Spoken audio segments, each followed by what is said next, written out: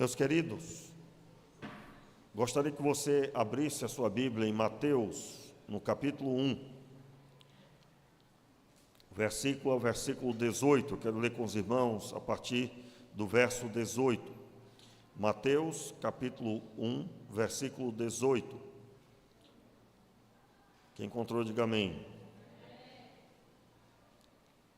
Diz assim a palavra do Senhor. Ora, o nascimento de Jesus Cristo foi assim. Estando Maria, sua mãe, prometida em casamento a José, antes de se unirem, achou-se grávida pelo Espírito Santo.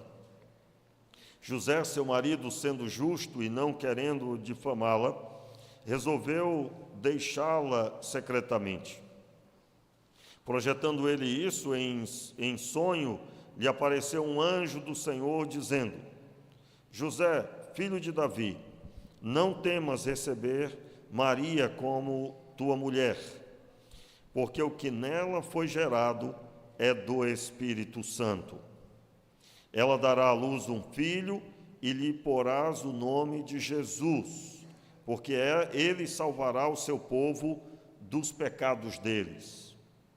Tudo isso aconteceu para que se cumprisse o que foi dito da parte do Senhor pelo profeta. Vamos ler juntos aí? A virgem engravidará e dará à luz um filho, e o chamarão pelo nome de Emanuel, que quer dizer Deus conosco. José, despertando do sonho, fez como o anjo do Senhor lhe ordenara e recebeu a sua mulher. Ele, porém, não teve relações com ela até que ela deu à luz um filho, e José lhe pôs o nome de Jesus. Vamos orar? Meu Pai, em nome de Jesus, muito obrigado, Senhor, pela Tua palavra, muito obrigado pela revelação do Teu Filho. Oramos, Senhor, pedindo que o projeto do Senhor seja uma constante em nossa mente e em nosso coração. Oramos assim, meu Pai, no nome de Jesus. Amém e amém. Meus irmãos, eu gostaria nessa noite de falar com você sobre o valor do projeto de Deus. O projeto de Deus, hoje nós celebramos o Dia das Mães, mas eu quero recordar o ambiente aonde o Senhor planejou a maternidade. O ambiente se chama a família. E aí eu quero trazer essa palavra aqui hoje à noite, porque no meu coração eu tenho percebido algo muito forte nesse tempo. Nós estamos vivendo a inversão de papéis, de valores, a inversão de raciocínio lógico, de forma que muitas vezes nós percebemos que parece que o ser humano ele não está mais pensando de forma lógica, e é claro, eu estou falando da sociedade de uma forma geral. Eu não sei se você já percebeu, mas nós estamos vivendo um tempo, e é claro, com todo respeito, se você está aqui hoje, e talvez até visitando, e você tem essa prática, acredito eu que você não tem dentro disso, dessa visão que eu vou expressar aqui, mas nós estamos vivendo um tempo onde a família, segundo o coração de Deus, ela está sendo coberta com falsas informações, bombardeada com falsas informações, com falsas verdades. Dá para entender uma fala dessa? Falsas verdades. Se é falsa, não é verdade, mas tem sido recebido como tal. Por exemplo, nós já temos pessoas que por algum motivo não tiveram filhos, por exemplo, ou não quiseram ter, e que se tornaram pais de pets. Essa fala, irmãos, essa pregação aqui, essa parte da pregação, por favor, preste bem atenção, até o pregador fica com receio de tocar nesse assunto. Por quê? Porque as pessoas têm a tendência de se ferir, porque elas querem ser respeitadas dentro da sua particularidade de chamar o animalzinho que ela tanto ama de meu filho. Eu acredito que você está me entendendo. E, por favor, nós não mandamos indireta, o pastor não está sabendo nada a seu respeito e ele não está usando do púlpito para falar para você. Mas eu acredito que você não está fazendo dessa forma que eu vou relatar agora. É só um carinho que você tem, se é o seu caso, pelo animalzinho. Mas nós estamos vivendo um tempo onde literalmente as pessoas estão desprezando ter filhos e estão optando por ter animais e obtendo um relacionamento como se o animal fosse realmente substituir a falta de um filho. Não estou falando de alguém que perdeu o filho ou a filha e então resolveu destinar um pouco do seu amor e carinho a um animal, a um animal doméstico. Não estou falando disso. Eu estou falando da decisão de não ser mãe e optar por adotar um comportamento humano para animais. Isso tem se espalhado pelo mundo. Aliás, você já deve ter visto também que há agora pessoas adotando comportamento de animais. Eu não vou repetir as falas a respeito, até porque eu não vou reproduzir isso. Não vou dar nenhum valor a isso, mas já há, por exemplo, na Europa, manifestações de pessoas que se consideram cachorros, gatos e animais diversos. Quem aqui já viu a respeito disso? Eles colocam máscaras e eles se portam como tal. Por exemplo, você vai encontrar vídeo de uma moça que se sente uma porca, e ela coloca a lama dentro da casa e ela chafurda na lama. E isso está se alastrando, isso está se espalhando pela sociedade. Então, citei já duas questões que estão bagunçando a mente das crianças que estão crescendo vendo tais coisas. Num passado, há pelo menos 20 anos atrás, o assunto que trazia uma bagunça de raciocínio era apenas o casamento, considerado um relacionamento de união sem os papéis.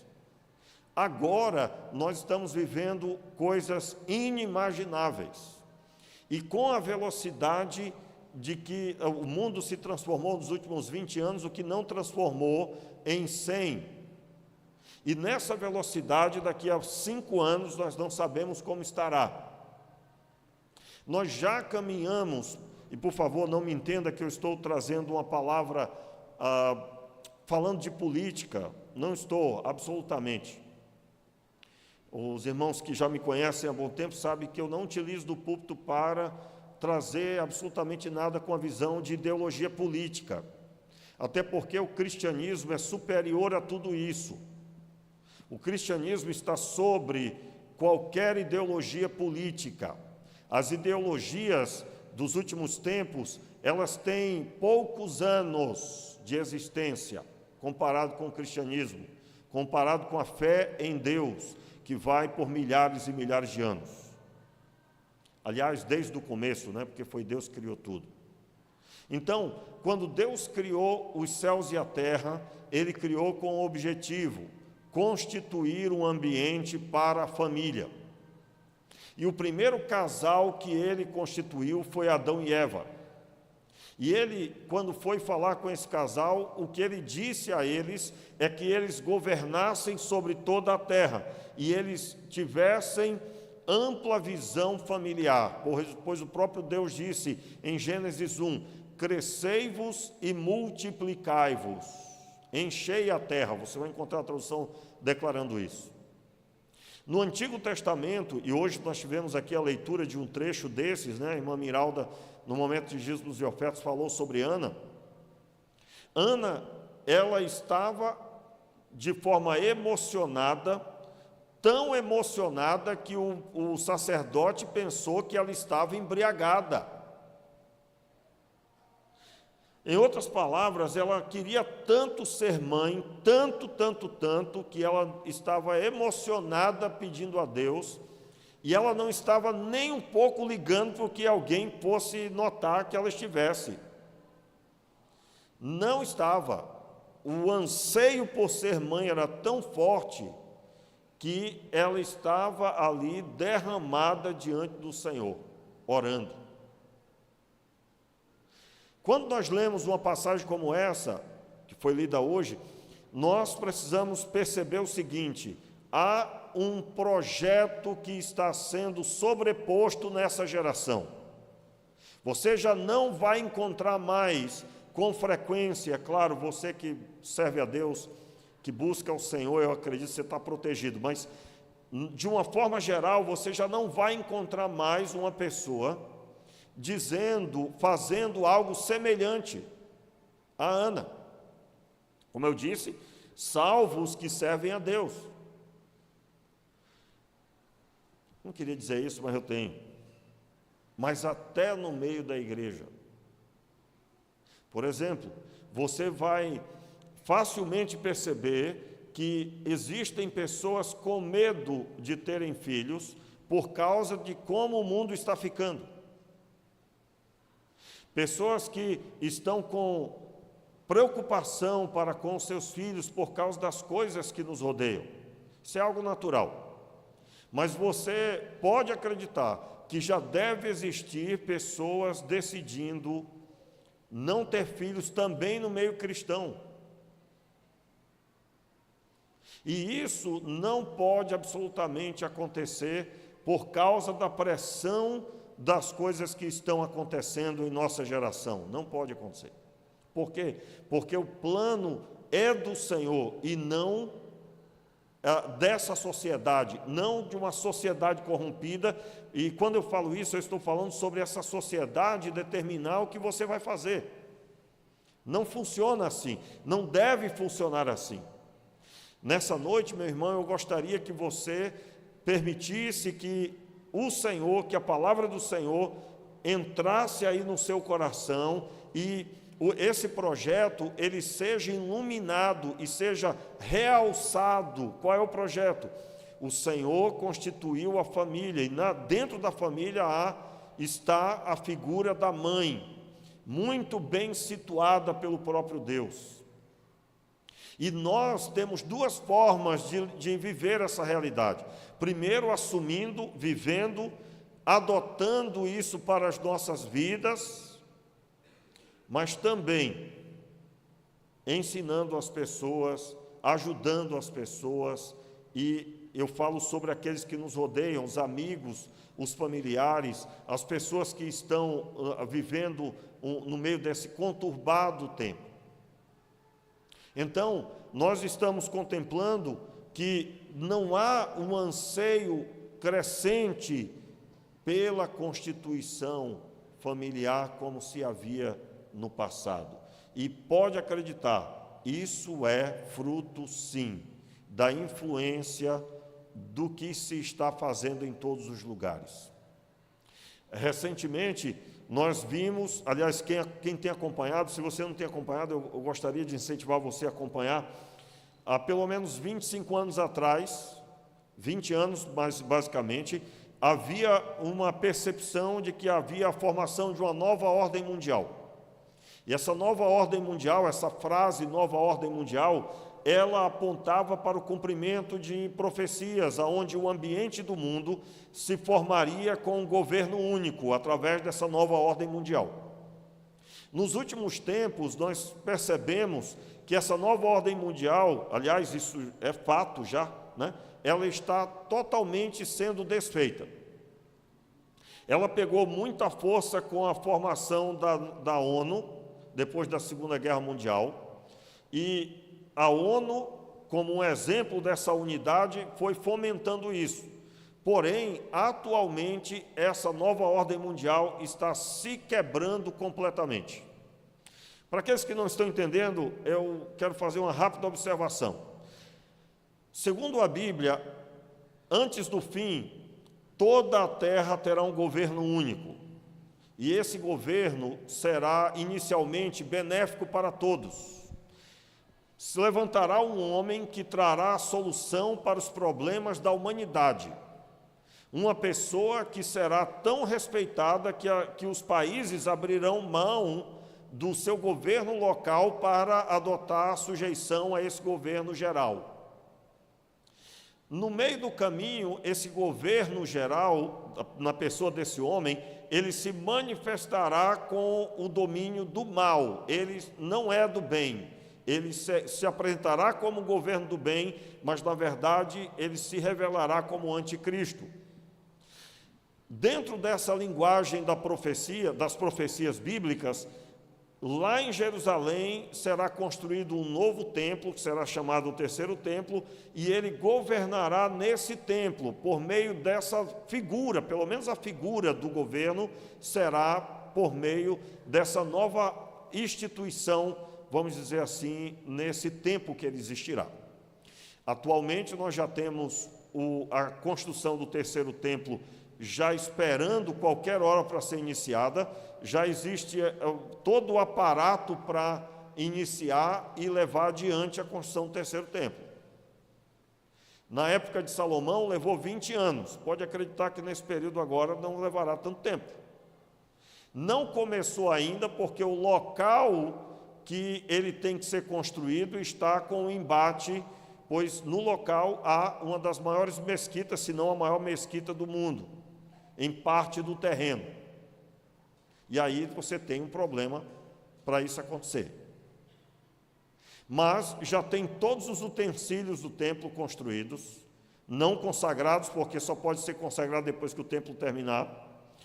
Já há 2 sacerdotes separados dentro da linguagem do judaísmo. Esses sacerdotes, por exemplo, só para você ter uma ideia, eles são descendentes da linhagem de Levi, genuinamente comprovados. Eles não nasceram em nenhum hospital, porque os hospitais, o nascimento do hospital invalida o sacerdócio na linguagem do Antigo Testamento, porque no hospital há todo tipo de enfermidade rolando ali por causa dos enfermos, e também porque é um lugar que as pessoas morrem. Então, um descendente dos sacerdotes da linguagem do Antigo Testamento não poderiam nascer ali, pois eles seriam considerados inválidos para o ofício. Já há 2 sacerdotes separados, aptos para assumir a liderança como sumo sacerdote, se for necessário.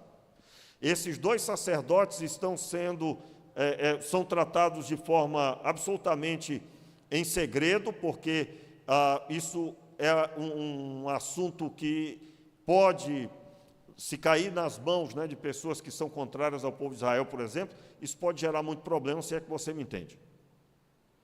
Então, o cenário no mundo está se formando, só que a gente pensava que era dentro dessa nova ordem mundial, que já não existe mais. Os povos estão divididos atualmente. Então, o que será? Eu acredito que, na verdade, tudo que nós contemplamos não é nada daquilo que parece ser, ao ponto de nós não nos apoiarmos nisso para ficarmos tranquilos. Complicado isso que eu falei, né? Mas o que eu quero dizer é que não temos certeza do que vai ser. Só temos uma certeza: servir ao Senhor segundo Jesus Cristo nos prepara para aquele dia. Diga amém aí, meu irmão. Só temos essa certeza. Tudo que eu falei aqui a respeito disso são conjecturas, que talvez não é nada disso, vai ter uma outra situação que vai inverter tudo, talvez. Porém, a preparação para as últimas coisas é se tornar discípulo de Cristo. Quem tem todo o domínio é Ele. Quem tem todo o poder é Ele. E o que é que nós vamos fazer? Nós vamos levantar a mensagem da palavra de Deus nas nossas vidas e através de nós. E o que é que não pode acontecer? Nós deixarmos cair de lado o grande projeto de Deus, que é a família. Você entende isso? O que você vê quando você contempla essas informações que eu acabei de falar aqui. E, é claro, tem uma série de outras coisas que não posso nem falar, porque pode parecer que eu estou trazendo uma mensagem ideológica e não uma mensagem bíblica. Depois de falar sobre isso, agora, finalmente, voltando para o texto, o que o texto de Mateus, capítulo 1, nos traz? Ele nos traz um homem que é lúcido, eticamente, uma pessoa extraordinária chamada José. O texto diz que José, veja aí no verso 18, o verso 18 traz a respeito da conduta de José. Versículo 19, especificamente, José, seu marido, sendo justo, note, sendo justo, e não querendo difamá-la, resolveu deixá-la secretamente. Por que deixá-la secretamente? Vamos ler de novo o verso 18. Ora, o nascimento de Jesus Cristo foi assim: estando Maria, sua mãe, prometida em casamento a José, antes de se unirem, achou-se grávida pelo Espírito Santo. Veja, só para o nosso entendimento aqui, para os novos, vamos recordar aqui o texto. O casamento judaico era como? Havia toda uma cerimônia, e essa cerimônia levava alguns dias, ela finalizava com o ato de intimidade do casal. Quando o texto diz aqui, José ainda não se unirem, eles não se uniram, não tinham se unido, Maria, sua mãe, era prometida em casamento a José, antes de se unirem.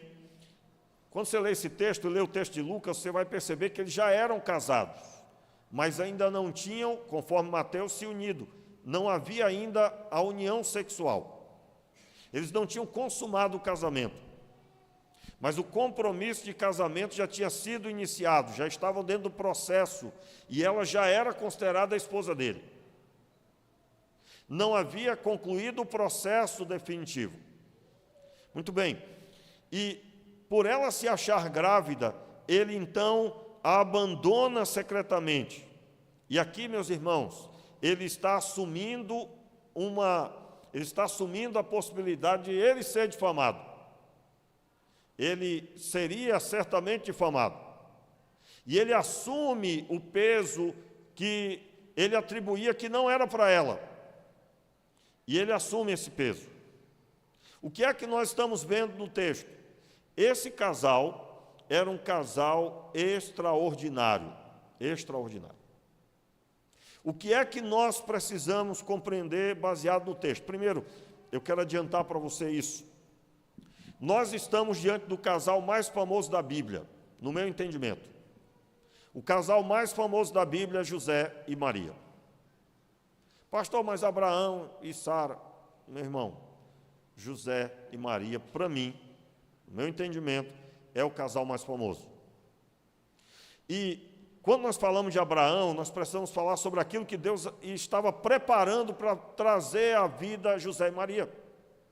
José e Maria, eles são fruto da fidelidade dos anteriores, na pessoa de Abraão. Porém, quando nós olhamos para José e Maria, nós estamos vendo como a família deveria ser. O homem deve ter uma postura de proteção para com a sua esposa, de cuidado para com ela. O que é que estava acontecendo aqui? Quando você lê o texto de Lucas, você vai ver como é que era a mente de Maria, como é que era a cabeça de Maria. Irmãos, Maria era profunda conhecedora da Escritura. E José, conhecendo Maria, sabia que ela não tinha traído. Mas ele, por não entender a situação, viu que o mais adequado seria ele fugir. Ele poderia ter denunciado, poderia, ela seria apedrejada. Mas ele não faz isso porque entendia que ela não havia feito nada de errado. Ele só não entendia o que tinha acontecido. E então o texto diz, mais uma vez, verso 19, José, seu marido, sendo justo, não querendo difamá-la, note aí, resolveu deixá-la secretamente. Quero explicar aqui uma prática que nós, no acompanhamento de casais, temos, né?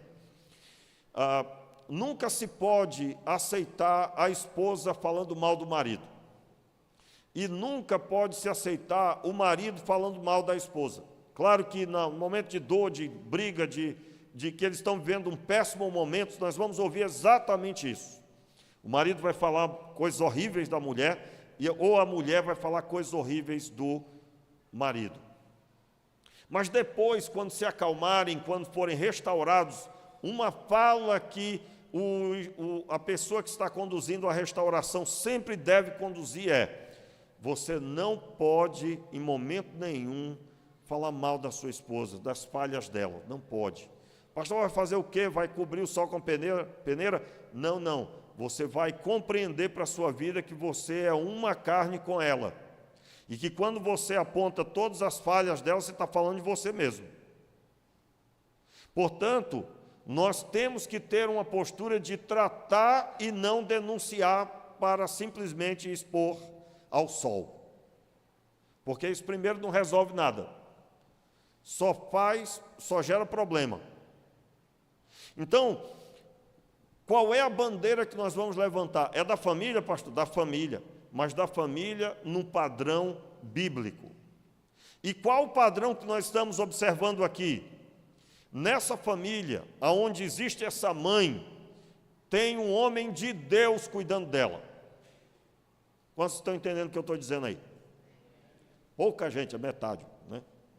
Vocês estão entendendo, né? Quantos estão entendendo o que eu estou dizendo? Então você que veio hoje aqui e diz: hoje a mensagem é para as mães. Receba. Se você não está zelando pela sua mulher, comece a fazer isso.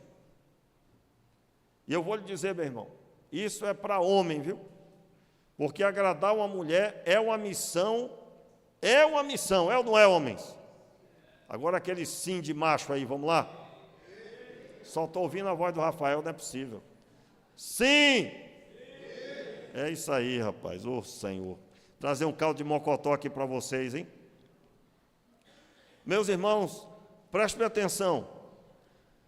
Hoje é um dia que talvez a hora do almoço é um momento de silêncio. Sabe quando?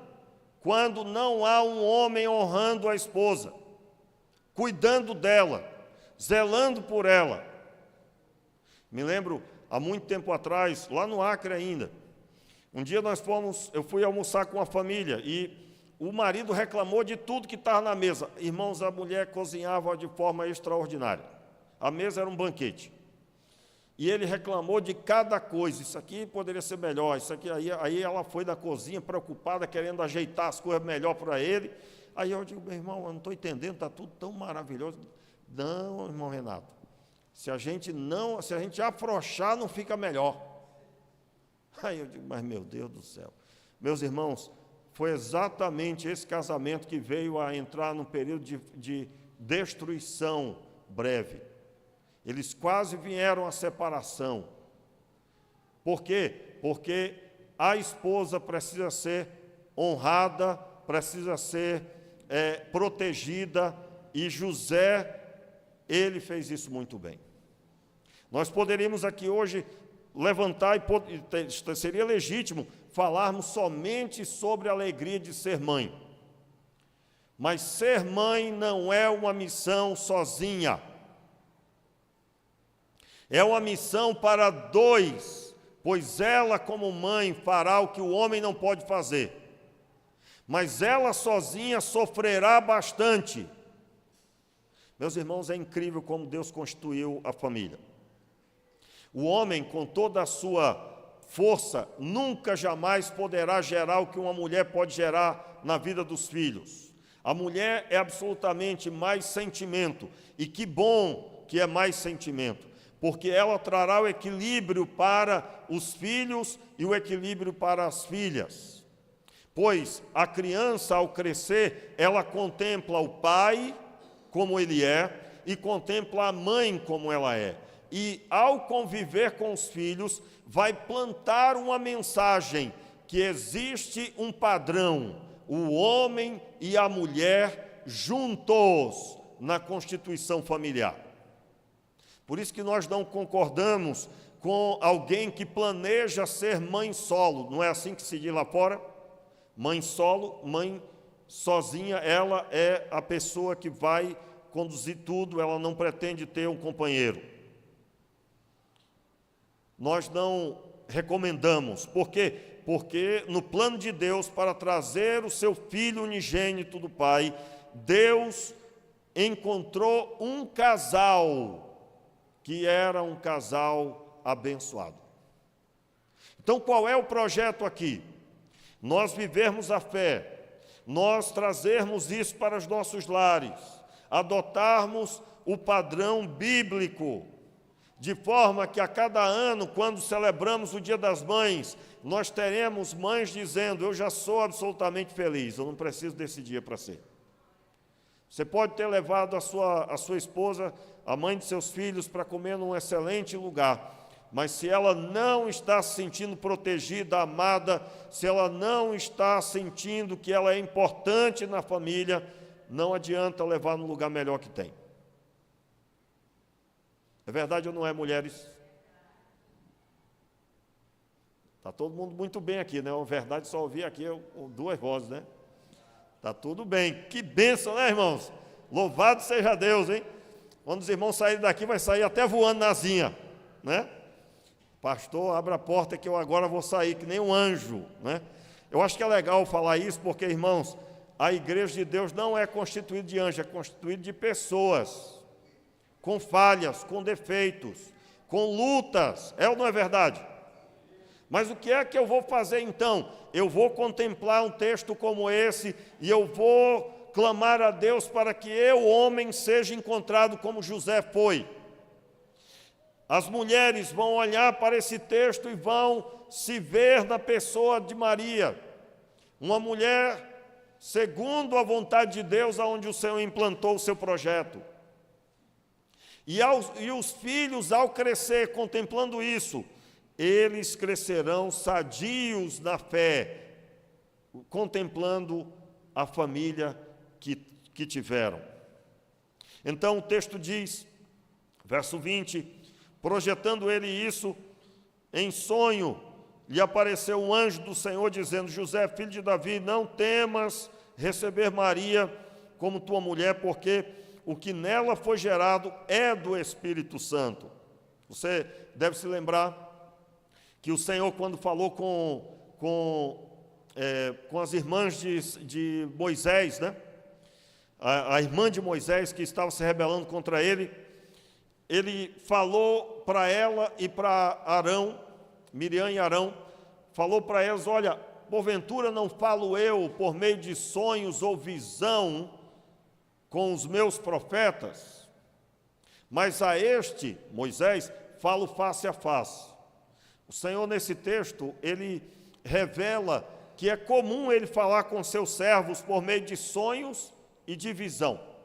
Ele dá uma visão para os seus, e aí você vê como Deus falou com Abraão, por exemplo: sai da tua tenda, olha para as estrelas, assim será a tua descendência, algo semelhante a isso.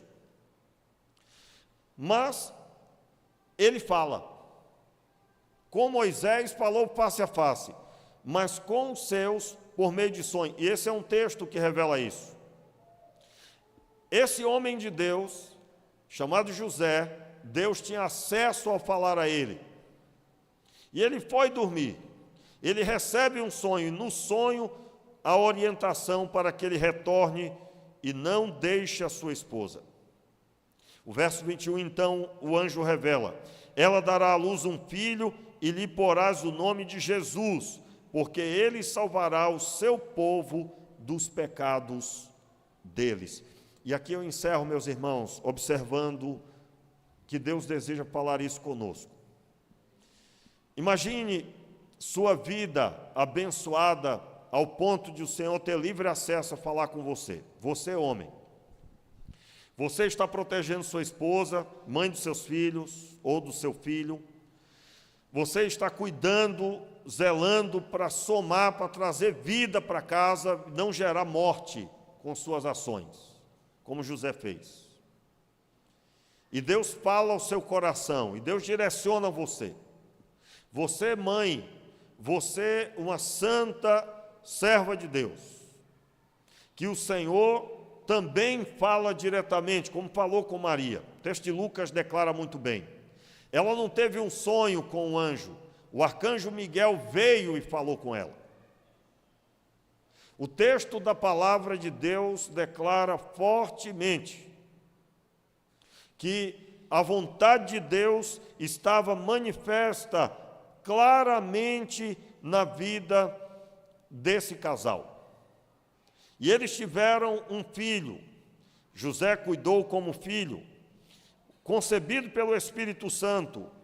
E então ele veio a salvar o seu povo dos pecados deles. Veja, nós temos essa mesma missão hoje. Viver a fé, ensinar os filhos e os filhos se tornarem instrumento de Deus para que pessoas sejam salvas dos pecados deles. Essa constituição, essa manifestação de projeto, ela é latente até hoje. E aqui, meus irmãos, é muito forte isso e eu tenho trabalhado e orado para que isso não aconteça na minha casa. Há um número crescente de filhos de crentes desviados. Filhos de pastores, então, você encontra bastante. E por que isso? Eu digo a você que há uma série de fatores, eu tenho buscado no decorrer do tempo denunciá-los aqui. Sempre me recordo desse ensino. Na cultura da época de Jesus, você lembra como é que era o ensino bíblico? Lembra como é que nós ensinamos aqui? Na cultura de Jesus, da época de Jesus, uma criança com 6 anos aprendia a ler e escrever com os pais, em casa. Os pais tinham que saber lidar com o ensino da língua, tanto escrevendo, claro, adequadamente, e também na leitura correta. E o filho aprendia a ler e escrever com eles. E o texto que era transcrito, que a criança fazia as primeiras frases, era o texto de Levítico. Texto esse que você encontra muitas vezes as pessoas desprezando, porque, pastor, eu começo a ler Levítico, eu tenho até sono. Aliás, para dormir eu tenho adotado, é um remédio para sono. Eu começo a ler Levítico e o sono vem. Mas esse era o texto para uma criança de 6 anos começar a transcrever os textos. E aos 6 anos aprendia com os pais, e dali ela ia para a sinagoga e estudava os 5 primeiros livros da Bíblia. Gênesis, Êxodo, Levítico, Números e Deuteronômio.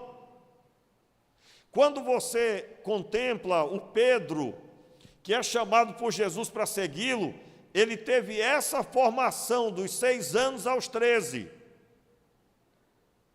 Dos 6 anos aos 13, eles aprendiam tudo sobre o que pode e o que não pode na sociedade. O que a lei ensina? A lei ensinava o garoto, a garota, a como se portar diante de Deus. Ensinava as crianças a como se portar com o outro, para com os outros, e como se portar para com a sua própria vida. Você vai ler no texto de Levítico coisas extraordinárias. No texto da lei, você vai encontrar orientações até para a higiene pessoal. Então imagine crianças que foram bombardeadas com toda essa estrutura. Imagine. Você lembra de Jesus? Jesus, quando completou 12 anos, foi levado para o templo para o seu bar mitzvah, que é exatamente nesse período da passagem, onde ele se torna responsável por si mesmo muito mais. Ele tem agora a liberdade de ir e vir. E José e Maria passam quase 3 dias ou 3 dias procurando ele em Jerusalém. E foram encontrar exatamente no templo, conversando, dialogando com os sacerdotes. E os sacerdotes estavam admirados com a sabedoria de Jesus. Aqui eu quero fazer uma observação. Por que nós perdemos esse ensino? Quando nós olhamos para esse texto, você olha e diz, mas era Jesus. No entanto, o texto de Lucas declara que ele crescia e se fortalecia no Senhor. E ele crescia e se fortalecia e o povo passava a reconhecê-lo também como uma pessoa abençoada. Então, qual é o grande problema dessa geração? Uma completa reprovação para aquilo que é cansativo, aquilo que talvez seja complicado, difícil. E aí, meus irmãos, Deus está agora, né? Eu estava, por exemplo, ensinando uma pessoa a usar a inteligência artificial, e eu na frente da pessoa, eu estava fazendo perguntas que eu sei a resposta dentro da teologia, perguntas complicadas. Meus irmãos, a inteligência artificial respondia certinho de acordo com a teologia. Aí eu fiquei pensando, isso aqui é um tapa na cara dos crentes, né? Porque a inteligência artificial sabe o que muitos crentes não sabem, e que é beabá, considero. Por que é assim?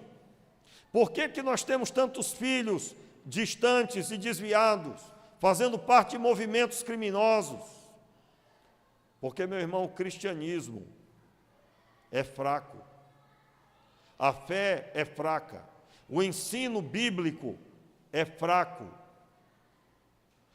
Dentro do que eu já encontrei de pessoas sofrendo com seus filhos, eu não me lembro de ter encontrado algum que tenha dedicado tempo conduzindo os seus filhos para ler a Bíblia toda, que é para ser uma prática comum nos lares. Por quê? Porque a psicologia já disse, meus irmãos, e não precisa da psicologia para isso, só da Bíblia está bom, mas se você estudar dentro de uma linha, da maior parte das linhas da psicologia, a maior parte vai concordar que a janela do que vai entrar na vida de uma criança é até os 7 anos, ou dos 7 anos até a sua pré-adolescência, um pouquinho mais, mas do 0 a 7 anos, o que entrar, entrou e fica. Talvez por isso que Deus deu orientação para que desde pequenino a criança deve ser ensinada a Escritura, a palavra de Deus. Por quê? Porque se entrar a palavra de Deus o mais cedo possível, fortalecerá essa criança para dizer não ao pecado. Mas o que fazer quando não há um marido que tem como projeto de vida servir a Deus?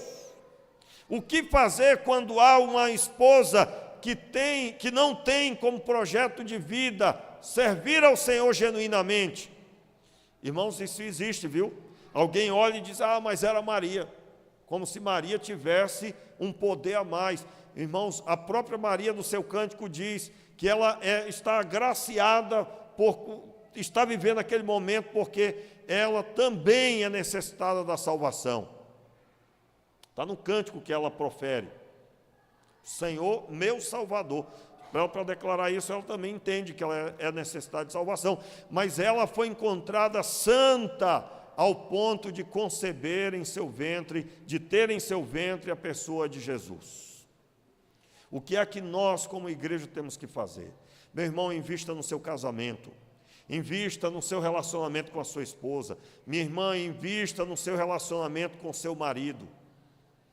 Conversem os dois, busquem a Deus, estejam diante do Senhor genuinamente, porque a celebração do Dia das Mães é para ser mais um dia de celebração, e não celebrar porque é o dia. Todos os dias devem ser celebrados, mas para que todos os dias sejam celebrados é preciso haver um ambiente constituído por Deus. Maior preocupação de uma mãe é se seus filhos estão bem. Mas essa preocupação ela é sanada quando esse filho serve ao Senhor, e para servir ao Senhor é preciso injetar neles a Escritura Sagrada. Mas a Escritura Sagrada só terá força se ela já está em seu coração. Meus irmãos, por que, por exemplo, o sacerdote do Antigo Testamento, ele tinha que primeiro sacrificar pelos seus próprios pecados antes de aparecer para sacrificar o Senhor pelo pecado dos outros? Eu chamo isso de unção do sacerdote, né? Como assim? é o entendimento de que eu primeiro tenho que ter na minha vida para depois me apresentar pelos outros.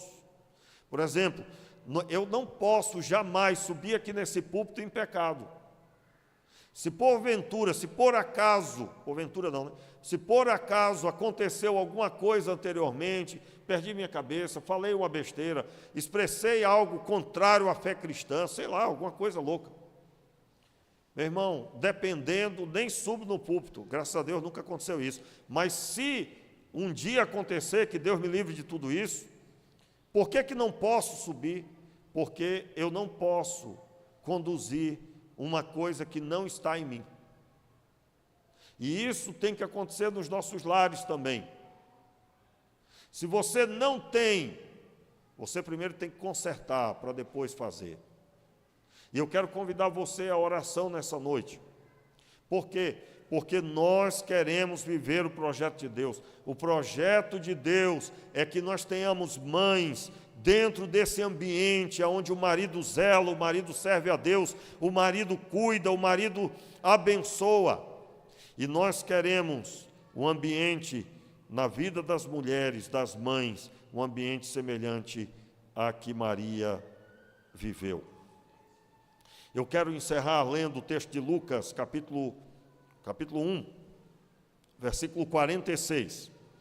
Eu falei dos homens, falei dos maridos. Veja a sabedoria que existia no coração de Maria. Versículo 46, é o cântico de Maria chamado. Disse Maria: a minha alma engrandece ao Senhor, o meu espírito se alegra em Deus, o meu Salvador, pois olhou para a humildade da sua serva.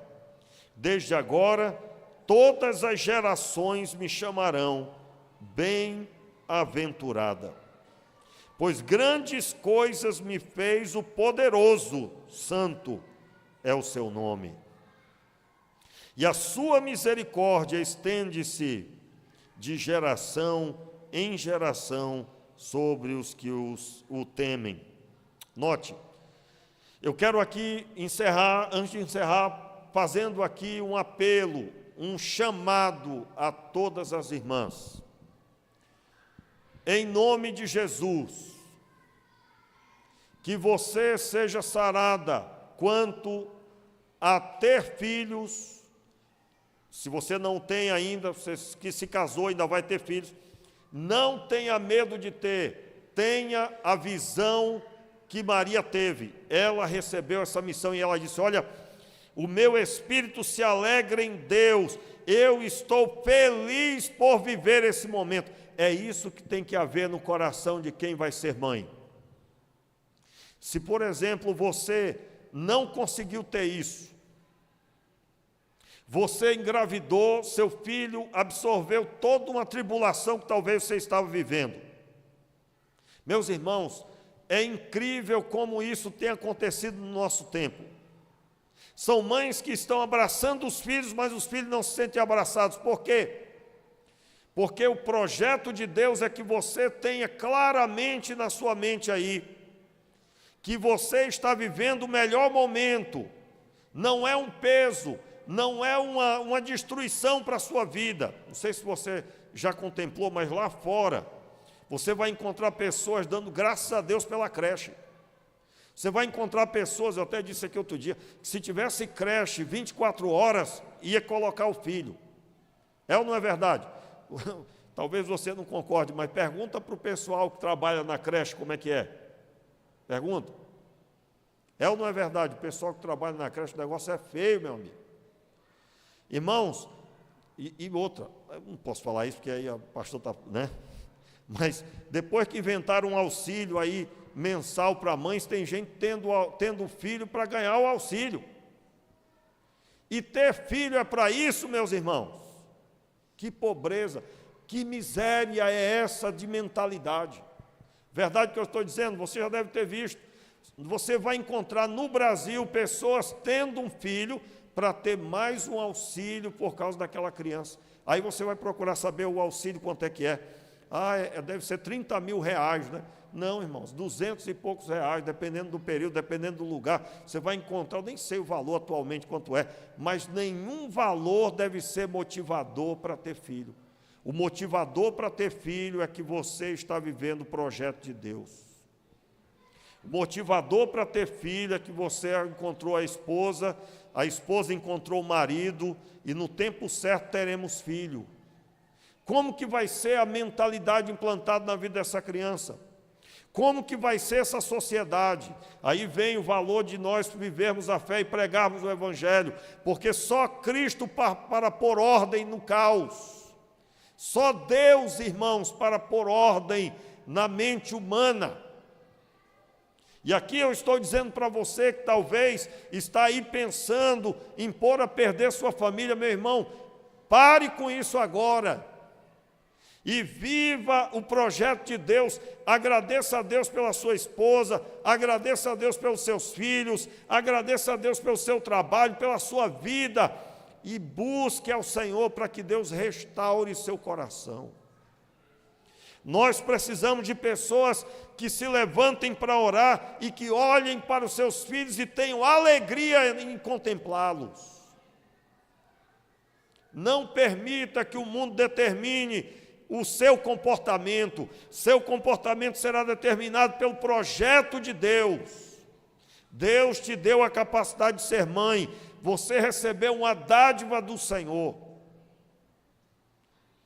E assim nós devemos nos apresentar diante de Deus. Pastor, por que eu não estou tendo êxito na minha criação dos meus filhos, na criação dos meus filhos? Você já se perguntou se você está feliz, se você tem agradecido a Deus pelos seus filhos? Ou quando você olha para os seus filhos, você vê um fardo, um peso? Meu irmão, minha irmã, se você vê assim, não se admire de se tornar. Se você for estudar a Bíblia, você vai perceber que o princípio de Deus é até hoje. Aquilo que você fala é o que você vai contemplar, em outras palavras. E aí, irmãos, nós estamos recebendo etapa na cara.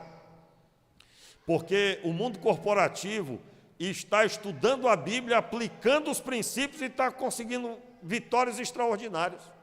Você sabia que o que eu acabei de falar é uma frase dita por pessoas chamadas coach, né?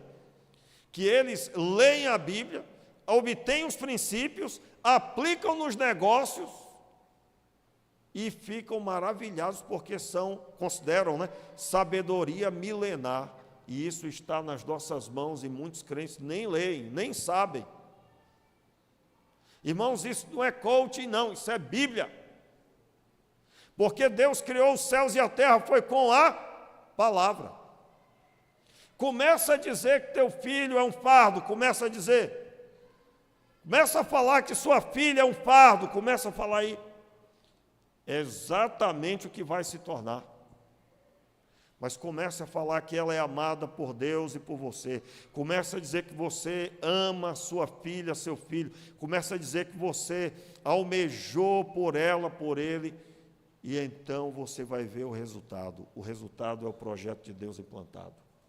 A família não é fardo, é solução. A família não é peso, é leveza para a vida.